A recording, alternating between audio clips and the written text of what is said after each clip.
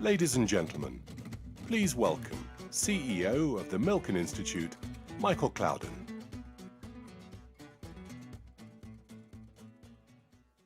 Good morning.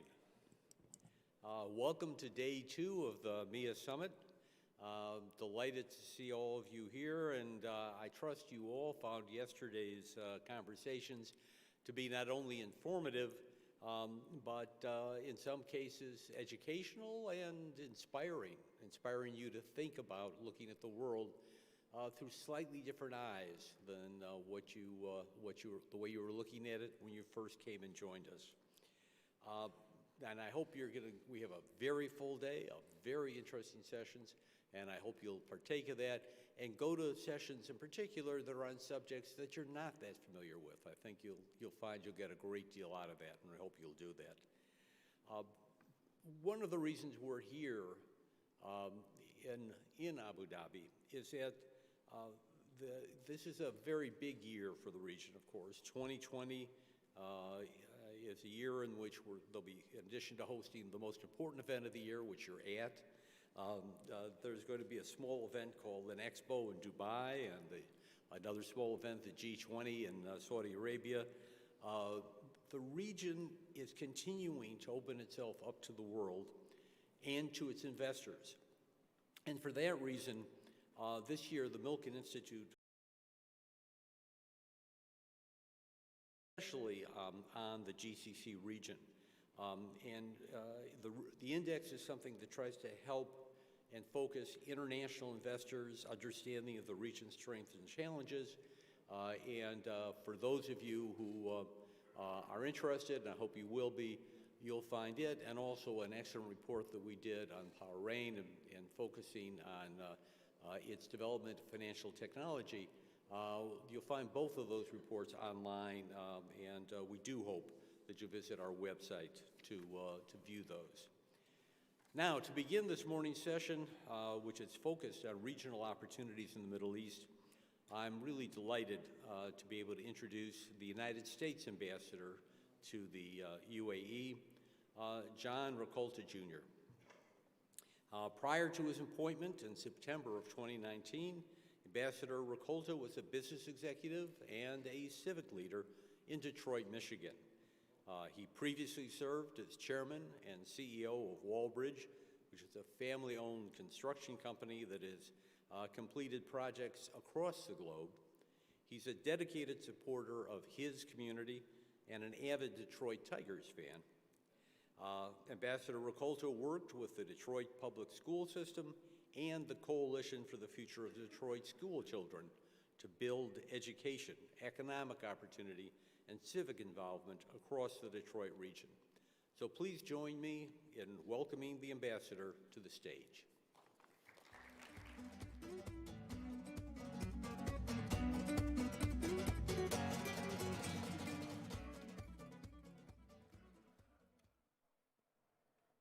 Good morning.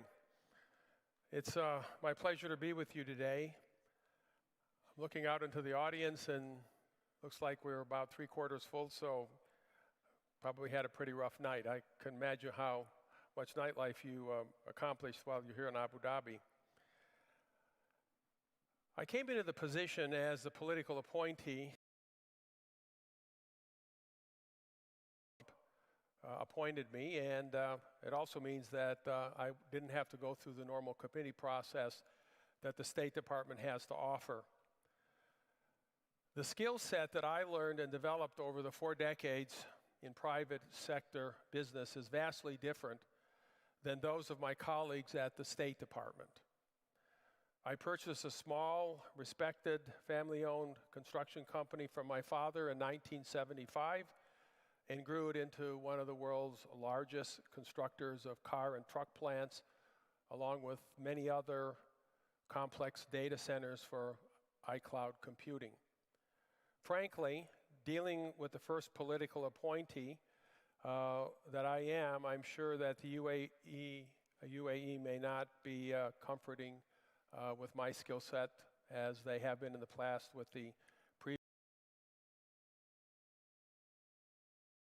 I believe creates a clean slate to engage with my Emirati counterparts an opportunity to approach our relationship from a new point of view, and one which I'd like to quickly share with you today.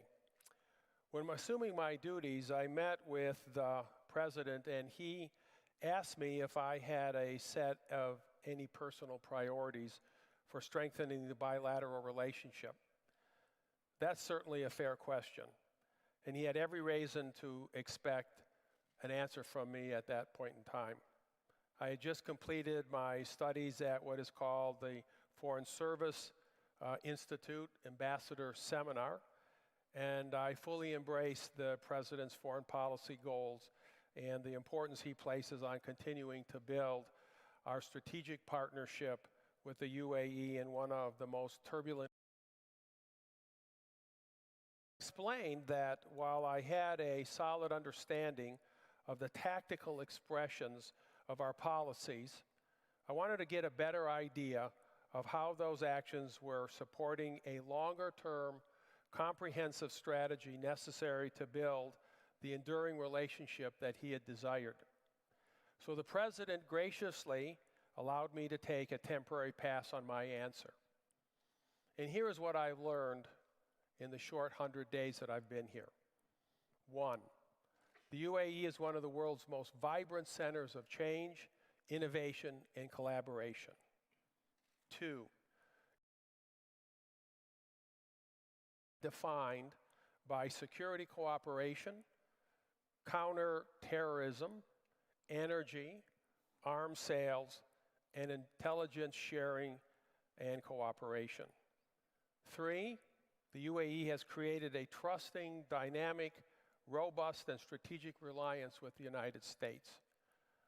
4, however, with the United States, we now need to undergo a deep strategic review to determine how we define our relationships 10, 20, and even 50 years into the future. That relationship, investment, education, and cultural exchange. And today, the UAE enjoys one of the highest per capita incomes in the world, but will face a very different future when gas and oil are no longer dominant, and renewable energy sources are powering the world. The change they desire from an energy-concentric to a knowledge-based economy will require a transition of the likes never seen before.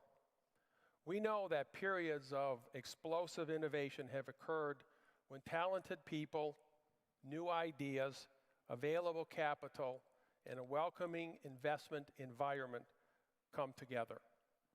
It happened in my hometown of Detroit at the turn of the last century when Henry Ford, Walter Chrysler, and the Dodge brothers chased in their garage laboratories. Capital flowed, and the rest, as they say, is history. Here in the UAE, you may not see the garages, but you will see a developing ecosystem that will power the UAE to new heights and new frontiers. I use the word developing because as far as they have come, there is still a long way to go. What else needs to change to attract the minds of talented entrepreneurs, innovators, startups, and the venture capitalists? We need to look beyond the current conflicts and issues that force our attention on mutual defense, arms sales, and energy to economic growth in other fields. The United States can nudge, but this change culturally appropriate and at a speed it can tolerate. The UAE is a relatively young country, established in 1971, shortly after the British withdrew from the Arabian Gulf. And like the United States, there are no shortages of people wanting to come and live in the UAE. I was surprised to learn that the overwhelming majority of the approximately 9 million inhabitants of the UAE are not Emiratis, but are foreign guest workers. These people come for prosperity, peace, stability, and opportunity. Opportunity to have a good paying job, access to education, safe living conditions, children, a place to retire, a place to call home. The UAE prides itself on hosting over 200 nationalities, all living in peace and prosperity. But there are challenges in this diversity. With about 3 million blue-collar workers, there will be a need for a slow and gradual transition to a more white and gray-collar workforce. The UAE has already overcome the potential poison chalice of abundant natural resources by implementing prudent governance and a healthy dose of foresight. When they found oil, the leadership enabled the massive transformation that is still going on today. To underscore the point that the UAE is here and ready, Readiness Index, a sophisticated way of measuring how a nation can adapt to both known and unknown challenges. In 2019, the UAE ranked 5th out of 140 countries. By comparison, the United States came in at 13th. The UAE also ranked number 1 for government strategic planning and horizon scanning. They came in number 3 for their microeconomic framework and security and fiscal budgeting. Last year, the UAE celebrated the Year of Tolerance. Now, when I came, I was a little concerned about that word, but I have since learned that in Emirati culture, tolerance connotates respect of prejudice, a powerful message. And to back it up, the UAE embarked on a series of historic events to underscore its importance. Last year, Pope Francis became the first pontiff to celebrate Mass in the Arabian Peninsula, the birthplace of Islam, reflecting the moderate and modern version of Islam embraced by UAE's leaders. Since then, Abu Dhabi has announced plans to construct an Abrahamic family house with 3 co-located centers of worship representing Islam, Christianity, and Judaism. The UAE is a regional leader in gender representation, with 28% women cabinet employees. Half of the 40-member National Federal Council are women. The UAE hosted the Special Olympic Games, the first time this American innovation was held in the Middle East, celebrating inclusion and diversity for all athletes. The UAE's commitment to that level of tolerance will help assure it succeeds economically and socially in attracting to offer. I learned the bonds of nations are built on 4 fundamental elements. 1, a common language, which we have with them, English. 2, people-to-people alignments, much like this conference. 3, the fairness of how a nation collects and spends its resources for the good of its citizens. And 4, a willingness to assist other nations in need. Today, these forms of the bedrock of the UAE-USA partnership. No other nation shares these 4 elements quite the same as we do together. So how do we continue to build, taking stock of the robust relationship, focus on economic and cultural ties through private enterprise, transparency, free movement of capital, goods, and services, protection of intellectual property rights. We increase cooperation in innovation, research, education. We substantially increase cross-investment. We continue to bring the best that America has to offer. Disruptive technologies are opening up traditional sectors of the economy to new ideas and ways of working.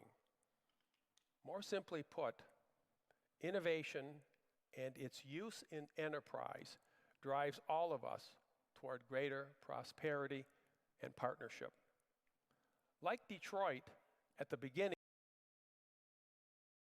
three key ingredients.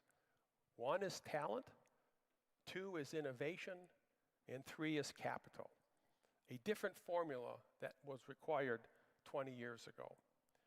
As ambassador, my priority is to integrate our mutual economic alliance, one so strong that future disagreements cannot derail it. One of our roles at the embassy is to identify ways in which we will and can fill the gaps, take advantage of the enormous number of opportunities, and help American companies and our Emirati partners navigate through this transition. Bursting through the seams in the UAE, we need to encourage the Emirati government to recognize that innovation requires an ecosystem to really thrive. For the UAE to become a true knowledge economy, intellectual property rights must be preserved to attract these talents, ideas, and investments. After about 4 months in my role as ambassador, I'm now in a much better position to articulate my priorities to President Trump. I'm going to have that opportunity in a couple of weeks. Taking the U.S. relationship with the UAE to the next level will require our unflinching assistance with the young nation's ambitions and their goals to transform. And they have clearly identified 8 key areas that are the future for them. Early stage tech, financial, energy efficiency, education, healthcare, and water. A detailed and complete understanding of the current ecosystem is fundamental in coming up with the right strategic economic partnership. Taking the best of the United States and blending that into the UAE is essential in attracting the talent that they need. The U.S. Embassy and the vast array of resources of the United States government is ready, willing, and able. The UAE is ready to move on to its next phase as a leading country in the world. And I want to make sure that the United States, the President, and this ambassador are there with them every step of the way and able to move confidently. Thank you for the opportunity to speak with you this morning.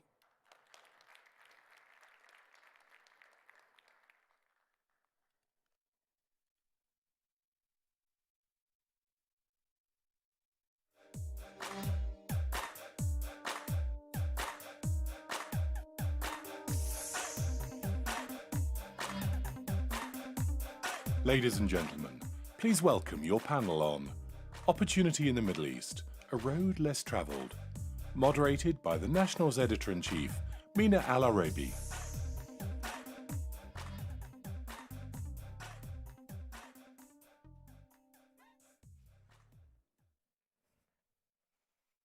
Good morning. Assalamu alaikum. Welcome. I'm delighted to be moderating. We're basically going to be talking about the GCC. So I've already amended the remit of this session because I have 3 incredible speakers who could speak about the Middle East, the world, but we want to really focus our comments on the GCC, the dynamics here, the trends that are going on and that are impacting not only the economy, but society and the future prospects. I'm delighted to have His Excellency Khalid Al-Rumaihi, CEO of Bahrain Mumtalakat, Mr. Mohammed Al-Ardi, Executive Chairman of InvestCorp, and Mr. Abdullah Zamil, Board Member and CEO of Zamil Industrial. There are many topics we want to broach today. We're at a time where we've started the decade that will take us to 2030. Everything from realizing the ambitious goals of the UN Sustainable Development and many other exciting opportunities in the region. But this is also an important year. Saudi Arabia hosts the presidency of the G20, an important moment not only for Saudi Arabia, but the region, in addition to having Expo here in Dubai for the first time for this part of the world. Discussions about a post-oil future used to be much more abstract, but now we see investments going in that direction and we see very concrete plans. All of that relies moving to a market-based economy, one that isn't just driven by hydrocarbons or oil profits. What will that mean? As we look towards more clean energy, that means there are investment opportunities and looking towards how sustainable development can actually happen. 2.5% growth, the GCC, different countries at different paces, and next year to pick up some of that growth. Last year, there were concerns that we'd have a slowdown or even possibly a recession. So we'll touch upon all these points, but first, I want to turn to you, Mr. Ermahi. What lessons can Bahrain provide for the GCC in developing this market-based economy? Because in whether it's the tech industry, in banking, it was the traditional hub for banking in the region, and looking at this non-oil sector economy. Sure. Thank you, Mina. First of all, good morning. I'm delighted to be here to join this conference. I think I always like to look at history and reflect on what history can teach us. And I'll use the example of Bahrain to illustrate what I think history teaches us about moving from a commodity in the process of going through. So, I mean, if you look at the Gulf, and Bahrain is no different, in the 1920s, the early part of the 20th century, our economy was based on pearling. And I think what happened in Bahrain, and in common with the rest of the Gulf, is that from natural pearls, the entire industry was disrupted by the introduction of cultured pearls. And I think there's a lesson to be learned. My grandfather was in the pearling industry. I think our entire economy was decimated in the early part of the 20th century by technology introducing the concept of cultured pearls. And I think it's a lesson to be learned as we think about our commodity-based economies today. We should be wary of what will happen to the oil industry in the coming 20 or 30 years. What happened in Bahrain is and we were the first country to discover over the coming decades that oil was depleting very quickly. And so in the 1960s, we introduced the aluminium industry. It was the start of our manufacturing industry. In the 70s, again, because of a satellite dish in the desert, and again, circumstance with civil war in Lebanon, that we built a banking industry. The banking industry actually came to Bahrain because of communications. And so the lesson learned we learned there is what infrastructure can do for you in terms of infrastructure, and circumstance can do for you in terms of building diversification into your economy. And aviation was introduced in the 80s through Gulf Air. But I think the lesson learned for us is that oil will deplete. We've started to diversify since the 1960s. Now oil represents, as a percentage of our GDP, have focused on how do we continue that diversification. And His Royal Highness was visionary in the year 2004 to take a step that I think was unique and I think is important to learn as we want to move to a market-based economy, which is, how does the state move from an operator to a regulator, even at the sacrifice of its own bottom line? And in 2004, he chose to deregulate the telecoms industry. We had one national telecoms company, the telco. We introduced competition. We had two operators that came in. First, Zain, the time it was called Vodafone. A few years later, STC. We saw the profits of our national operator decline because we had competition. They now are the second largest in market share. But what happened to the industry? Employment grew by 70%. 70% of those are, by the way, nationals. Consumer prices dropped by 50% for mobile prices. The sector grew from 44% of GDP, telecoms, to 8% of GDP. We moved from one operator to 20 operators. Economy, you have to think about the country and not about your national assets. You have to allow deregulation to disrupt your own operators. And I think that's a vision that I think all of our countries have to move. And all of our governments have to think about moving from being a nanny state, where you're used to driving the economy, you're used to owning these assets, to one in which you step back and you allow the private sector to do that. I think that's a challenge for all of our countries. I'll just end by saying one thing. 2004, we deregulated. Fast forward to 2018, we're talking to one of the largest cloud computing firms in the world, Amazon. And as they do their due diligence around the region, they ultimately chose data centers. And why did they do that? They did that because there was competition. They did that because it was a deregulated telecom market. So FDI will come to you when they see that there's a real competitive environment, when you've deregulated your private sector, and when the state is willing to sacrifice its own national companies in order to allow deregulation and competition to take place. But in that period from 2004 to 2018, there were highs and lows. So the difficulty of almost making that decision to deregulate is that you're going to introduce success factors don't immediately come in. So how do countries get that courage, let's almost say, or what are the drivers that you need to make sure that it is a successful way forward and you can attract that FDI? I think it's an art, not a science. I think it takes vision. I think we see visions replicated all across the Gulf. We see Crown Prince Mohammed bin Salman leading a vision for Saudi Arabia. His Royal Highness Crown Prince Salman bin Hamad in Bahrain. It takes leadership, courage, vision to say, I am here to show you a future, and you have to accept the volatility comes with it. People were afraid about their jobs in Batelco. But then, as they saw jobs being created in Zain and Viva, then they began to saw prices drop. They began to say, okay, I can now use not just Batelco, but I can use another operator. As we had ISPs, internet service providers, provide you different opportunities.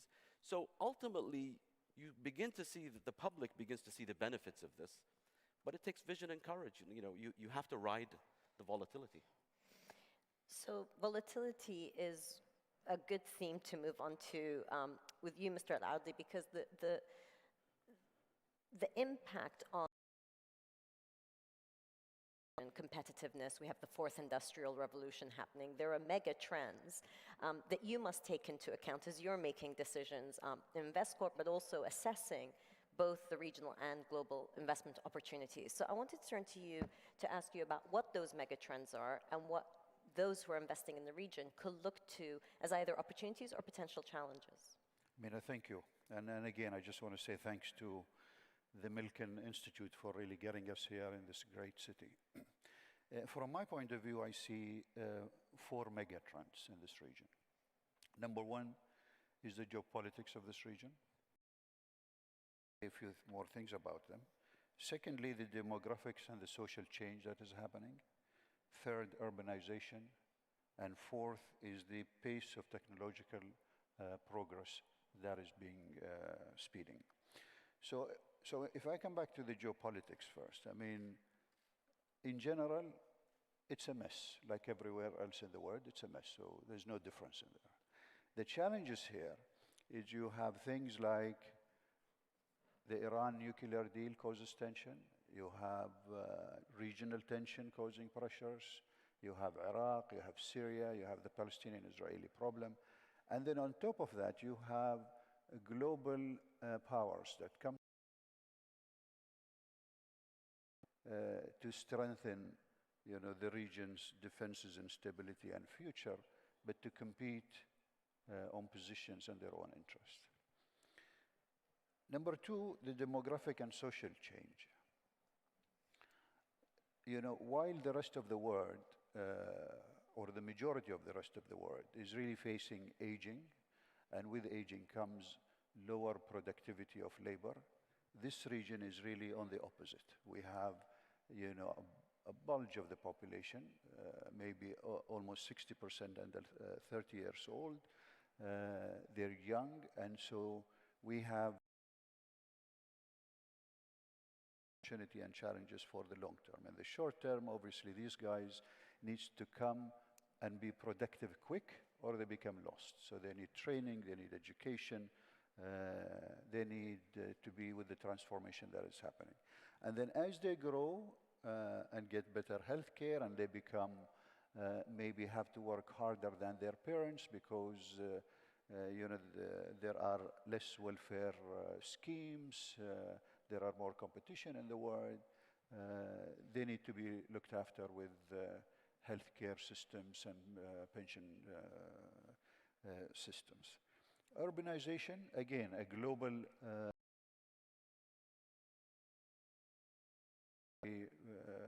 the same thing. The average in the GCC is above 8%, 80%. UAE alone, I think, is 85% urbanized, while the global average, I believe, is about 50%. And so this pressure on building the right infrastructure for the future is really a challenge. The good thing about I think about this in the GCC is that we have young countries that are able to look at these problems of urbanization, find solutions for them, and move. But the pressures are there. And then, of course, the pace of technological progress is accelerating fast in the GCC. Because to use smart tools, whether it is in banking, whether it is in communication, whether it is in the way they live. And the opportunity and the challenge here is that as these disruptions come online, organizations need different talents and different skills. And so, again, this is something that the GCC needs to be prepared for. So geopolitics, demographics, urbanization, technology, all simple things that we can talk about. But I want to stop at the geopolitics point, because while this August, it will be 30-year anniversary since the Iraqi invasion of Kuwait. So to what extent does geopolitics actually impact the GCC directly? I mean, last year was a very volatile year. We had questions arise about, the attacks on tankers, Aramco, and otherwise. So, but to what extent does geopolitics actually come into play for the private sector? I mean, I believe with all the picture that we talked about, the GCC in the last 50 years has really proven to be resilient, a place where it maintains stability, growth, and development. And I think this is something to be said about the GCC. Governments, the alignments that there is in the region, despite some of the hiccups that continued, I think. What makes the GCC resilient from these geopolitical shocks? I believe that every investor, every businessman measures risk and reward. And so the resilience is that the rewards have been higher than the risk. If you are an investor looking to invest in any of the GCC states or the Middle Eastern states, you will say, what can I earn on that investment versus the risks of disruption, whether it's shipping, whether it's aviation. And the GCC has shown that the rewards and so the cost has been, the rewards have to be higher to compensate for the risk.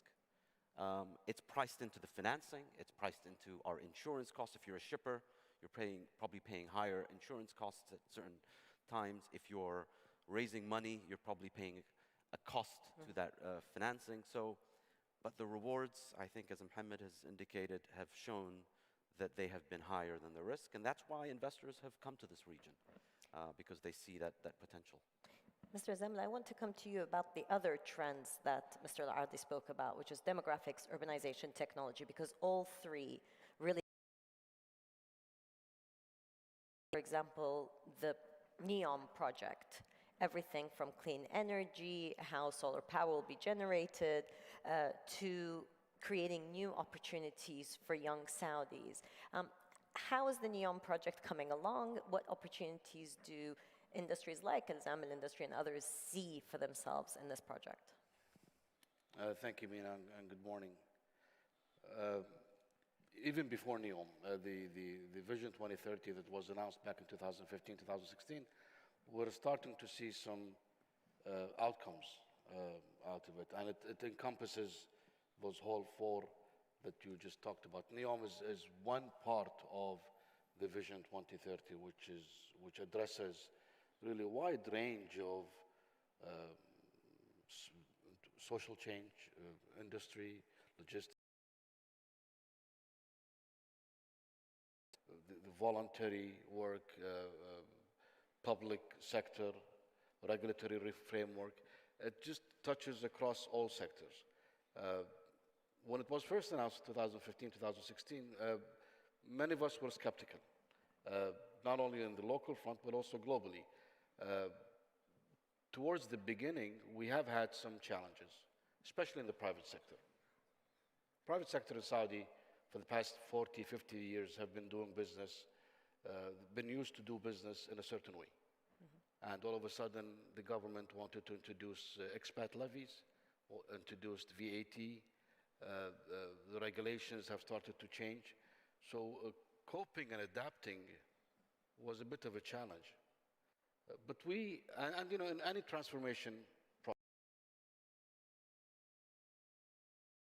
it's worse before it gets better. And this is exactly what we've been seeing in the past 2 to 3 years. But we have seen signs of recovery towards the last quarter of last year. We've had some tough years in 17 and 18 and part of 19. But if we look at the numbers towards the end of 2019, cement sales are up by 25%. The Purchasing Manager Index for non-oil was up, highest since 2015. Private sector lending is up from the banks. Inflation, you know, we have had deflation for quite some time, and that is a very scary position to be in. And then add to that, you've got the IMF that keeps coming up with some really, I mean, back in 2015, headline that said Saudi will run out of cash by 2020. We still have some cash. Again, they come up with a report a couple of weeks back saying that by 2034, we will again be broke. IMF really is specifically focused on fiscal issues and focused on increasing taxation. But they don't, they assume things are linear. And as Khalid said, we have had challenges in the past, and we've got to look at the changes that are taking place. You know, the opportunities that exist in Saudi today, the new sectors that are being introduced in Saudi today, have not been there before. And that will definitely add to employment, add to GDP. You know, Hajj compete with us when it comes to Hajj and Umrah. There is only one Kaaba. So as far as Saudi is concerned, if we can really grab that opportunity and create 30 to 40 million annual visitors for that one, and today there's a program called Umrah Plus. In the past, a Muslim family or a Muslim individual would come in, make Umrah and go. Today we're trying to expand that stay into visiting archaeological sites, visiting some religious sites. That by itself is creating an opportunity. Privatization. They've been talking about it. Now we're seeing major inroads into privatization when it comes to infrastructure, healthcare. We're not talking about privatizing hospitals, but privatizing services within healthcare. Government-owned services, imaging, labs, long-stay hospitals. So those is bustling, and Riyadh is exploding. And add to that, G20 is coming to Riyadh. You know, that by itself, in the past we used to have retail, manufacturing, a few other sectors that play a major role in private sector. But today, we're talking about 6, 7 strategic major sectors that are being introduced, and the regulatory framework is conducive for those sectors to grow.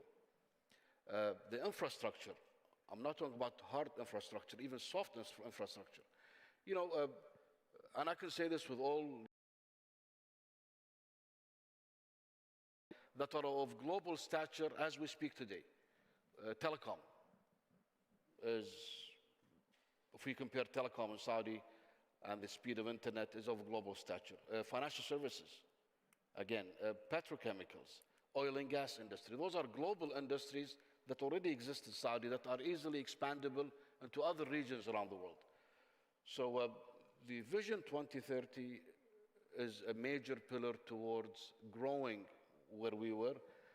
First and foremost, it's unemployment that needs to be looked at. And we started seeing the numbers coming down. It used to be in the 12.7, 12.9, now it's at 12%. So the signs of recovery from the transformation process is happening. I think from 2020 onwards into the sectors that are being introduced. You mentioned Riyadh is bustling. Of course, everybody's seen the social changes that are going on in Saudi Arabia. The announcement of 12 different councils to help push cultural sector is all to help the creative industries and to help generate not only jobs, but also creativity and get young people excited and involved. I want to ask you about this social change and the knock-on effect it's had on the economy. And do you think that, because it's been the speed of change has been such that people have seen very rapid change, do you think that will create the momentum and the catalyst that's required? Or will it die down after the initial shock? It will not die down. People like me in the 50s are asking for rebate. We lost, now the young generation are reaping all the benefits, and we lost in the past. I think, from a cultural perspective, education, technology, entertainment, theater, al-ula, every weekend there's a huge event in al-ula. And I think this is something that has come and it will stay. And the participation, when we talk about culture, museums, education, this was not part of the DNA of a Saudi youth in the past. Now it's being introduced at all levels, even at the elementary and primary schools. They started introducing music, they started introducing theater. That will probably most likely change the way we look at how we family, extended family, and the globe as a whole. So an incredible opportunity there in terms of change and having young people feel that they can stay in their own countries to realize some of their ambitions, where sometimes people felt that they would have to travel abroad to realize those ambitions. However, there are still challenges. There are challenges in competitiveness, regulation. I want to ask you what you see in concrete terms as the main challenges that need to be addressed in the coming year, 2 years to maintain growth, but also get some of these structural issues and fiscal consolidation sorted out. So if I could start with you, please. So the biggest challenge, I think, is how governments restructure their budgets such that their reliance on oil lessens and that they are able to recognize we're in an era now where oil is going to be somewhere between $40 to $60 because of shale in the United States, and that coming on stream and technology impacting that. So how do governments maintain their role and maintain budgets? And I think the challenge here will be, as subsidies are removed, subsidies on gas prices, utility prices, how the private sector can adapt, how we can keep growth moderating and increasing, and how budgets can be balanced as these oil prices lessen. And again, governments have to pull back spending. I think we saw budgets balloon right after that period of 2011. A lot of governments went and spent considerably on education, on unemployment. Public sectors are bloated. And so how do they now adjust downwards, remove subsidies? VAT has been introduced. And how to do that without impacting growth and allowing the private sector to adapt to utility prices. I can tell you in Bahrain, we see several industries struggling when electricity prices have suddenly risen, when gas prices have suddenly risen. they have to become more efficient. They have no choice. Lazy, complacent. I don't want to say the private sector is lazy and complacent. Government companies are lazy and complacent. But once you remove that subsidy, how do you adapt? That's challenge number one. Challenge number two is how do we create job opportunities that are desirable and that people are skilled for?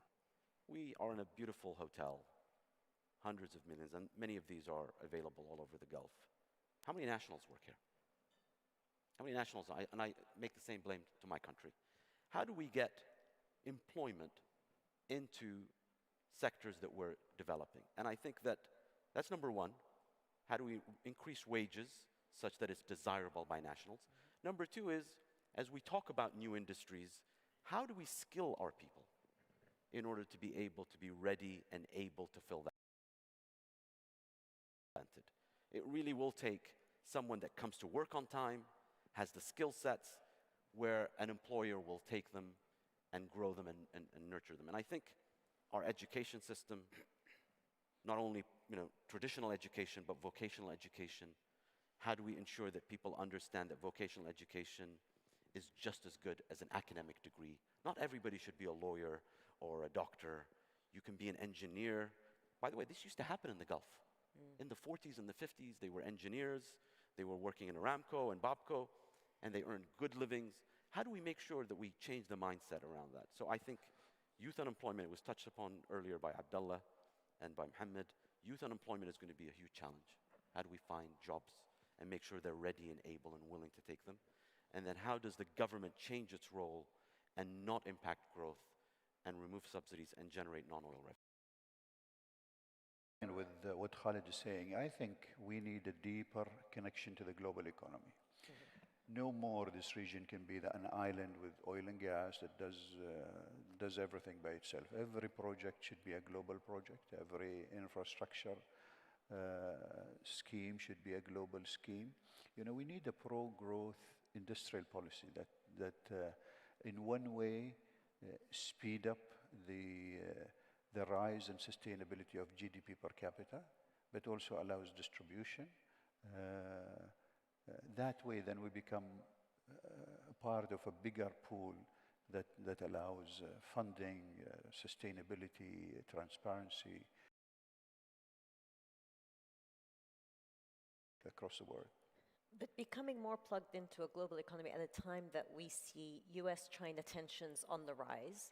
We see that, last year was much more difficult in terms of trade wars, and now we see US-China closer to getting at least, past the phase one deal. So how does that impact the GCC's ability? Because in some ways, China still relies greatly on this part of the world for its energy supplies, and the US is disengaging on that front, but of course politically very present and has its interest still in the region. So as the GCC is trying to get more plugged into this global economy, how does it mitigate the impact of the US-China tensions? If we look at 5G, across the board, there are these issues.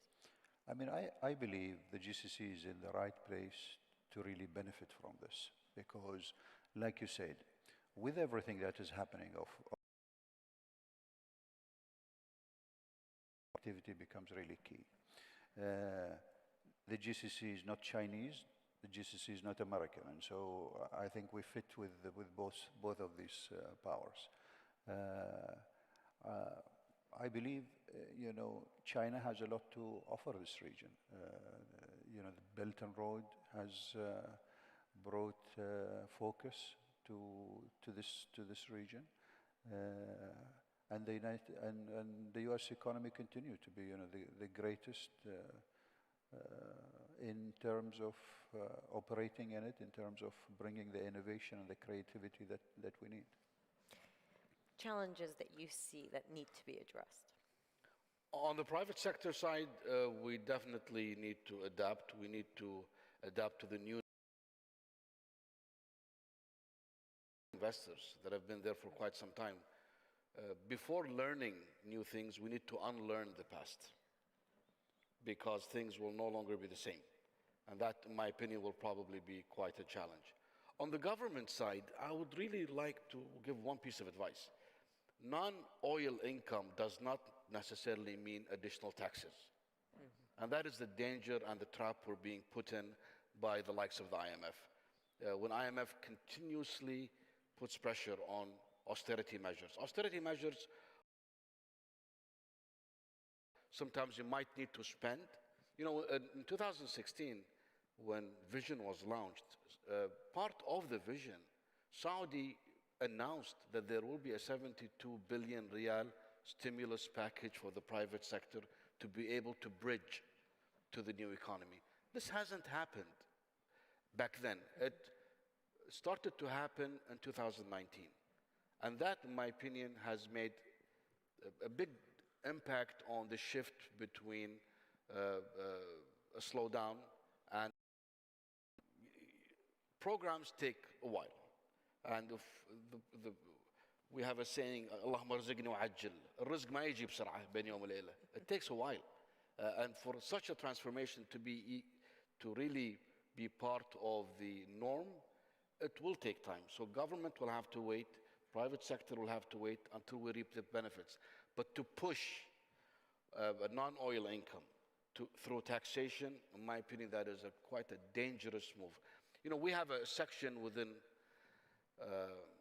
the Ministry of Finance called rationalization, spending rationalization. Yes, it just means right sizing. Yes, I agree with Khalid. There has been tremendous amount of overspending in the past, I would say 40 years when it comes to capital expenditure, when it comes to even corruption. Saudi was very vocal about the issue of corruption that we were plagued with for so many years. So those two, if we, in my opinion, if we get rid of corruption and if we spend rationally, not less, we will already be in a position where we would be right-sizing the whole economy. Just one comment too. You know, no business can survive if you're spending more than you're earning. No government, even if you have reserves, you're going to be depleting your reserves. So I agree. When I think there has to be a combination. There has to be a combination of reducing expenses. Government has been the #1 employer of graduates, and in most countries in the Gulf. So how do you ensure that the private sector can take those graduates? Because that's a lot of people are graduating from these schools. There's a youth bulge. And how do you ensure that they have employment? You create social stability. And then you're right. Taxation is not going to be the solution. But how can you ensure, while you're reducing your costs, you're finding some way of covering that budget deficit? And it doesn't happen through taxes. It happens through costing your services. If the cost of gas or electricity is X, that consumer has to pay that price. Otherwise, there's a subsidy. So it's a very delicate balance. And I think it's going to take governments a couple of years to transition themselves. But this is the challenge of the area. How does the government do this while maintaining the private sector? And frankly, if you tax too aggressively, capital will flee. Capital will go elsewhere. The issue of job creation has to be quality jobs. Because today in retail in Saudi, tourism, it's creating thousands of jobs. But those are short-term in nature. We need to really focus on jobs that are of long-term in nature. It requires a certain set of skills. And that by itself, in my opinion, if we don't start today, manufacturing, for instance. Manufacturing creates long-term jobs. Retail, tourism, fantastic. It has turnover quite quick. But at the same time, it's important to pursue that because it gives and that is one of the areas, in my opinion, we need to work. Today, a university graduate have never had a job in the past, while in many countries around the world, even voluntary jobs. We need to work on that. We need to make sure that a fresh graduate already has work ethics, properly disciplined, so that we can create quality jobs. Okay, so we have 5 minutes, and in those 5 minutes, I want the audience here to go away with your thoughts on your point about smart spending. What helps spur these changes that you're talking about? So that's the first one. The second was, for people thinking to come and invest in this region, what sectors are you most excited about? So you have a minute. Wow, okay, so let me see where I can start. So I think just demographics and a lot of the challenges that we spoke about are actually opportunities. So I continue to believe that as governments pull back in education, there is going to be a role for the private sector to fill that role. So education, vocational, primary, second and university and tertiary education is going to be an opportunity. It's where we've invested. As Mumtalakat, we've invested in a university. We're investing in a school that will open later this year. We're doing it with partners. So education and the ability for the private sector to produce better quality education. We, just like our tourists are going all over the world to visit, and Saudi Arabia, smartly enough, is beginning to create entertainment, they're also traveling for healthcare.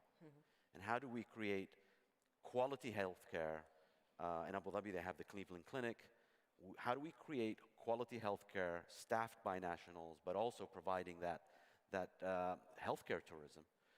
And I think is an opportunity, but it has to be, it doesn't happen overnight, but I think just because of demographics and just because of what we see, healthcare and education are great opportunities.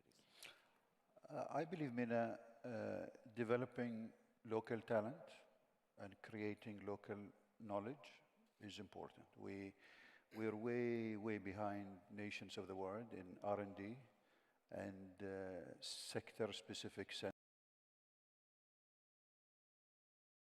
I believe the GCC will do itself a lot of good, spending more money and thought on this.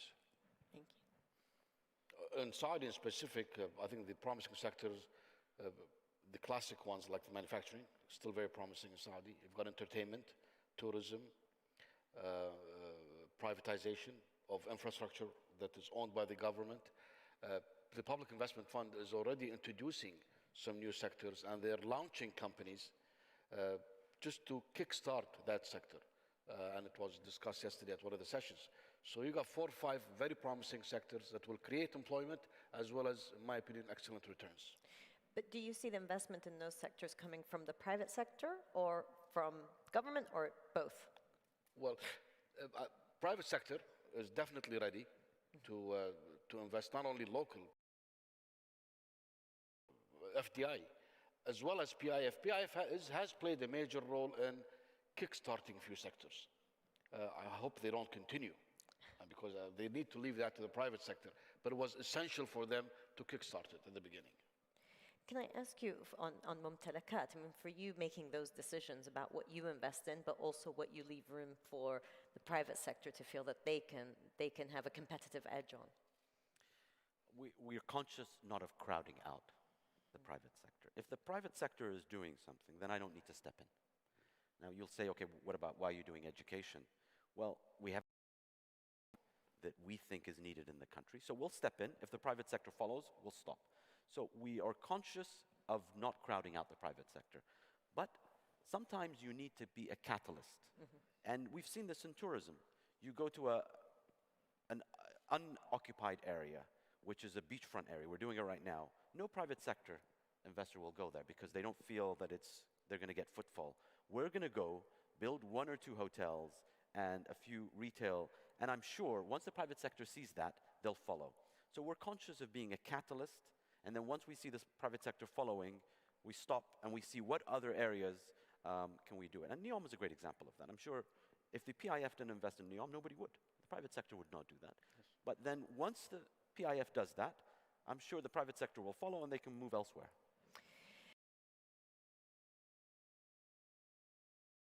Of food for thought. I think your point about R&D and developing research and design and allowing people from within the GCC to really feel that they are leaders in certain sectors will drive not only employment, but young people's enthusiasm and belief that they can actually be drivers for change. I thank you very much for your comments, and thank you very much for your attention, and we hope you enjoy the rest of the day.